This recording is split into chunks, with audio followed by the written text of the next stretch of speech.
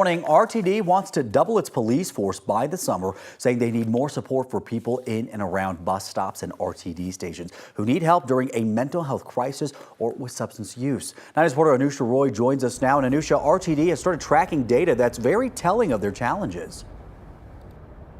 Yeah, Jordan, just last year alone, RTD officers, the paramedics, the security officers used Narcan to reverse an overdose 113 times. This was mostly on platforms or in and around elevators. So far this year, they've used it around 40 times. They're afraid that they are on pace to outpace those numbers from last year. Do keep in mind, though, that they're being a lot more diligent about recording when they're using Narcan right now. Now, it's one of the many reasons that RTD's deputy police chief wants to go from 12 officers in 2019 to 58 sworn officers right now to as big as 120 by this summer. Of course, there has been ongoing security issues and concerns in and around our RTD bus stations and light rail stations, including that massive cleanup effort at Union Station a few years ago, and then as recently as earlier this year when a former RTD bus driver flagged security concerns as well. Then there is how widespread RTD's reach is and the demand for help that's needed during a mental health crisis, help for the unhoused and people living with addiction.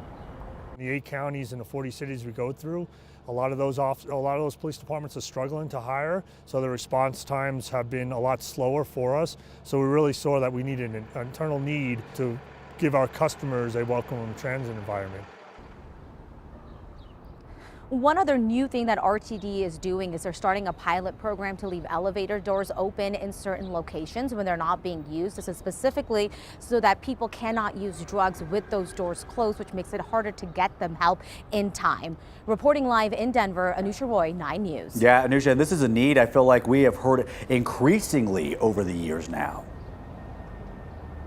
Yeah, 100%. I mean, there has been so many ongoing issues. I mean, I remember what this area looked like. This was back in 2022 when officers were being called out here nonstop because of drug use, people in mental health crisis, and it was so hard to keep up with the demand. They have cleaned this area up dramatically and it looks so different, but at the same time, they're still dealing with so many different issues and knowing that other police departments are also struggling with their staffing. So they wanted to make sure that RTD had its own security force that could keep up with the need. Absolutely, that work needs to continue. All right, Anusha, we appreciate your reporting. Thank you.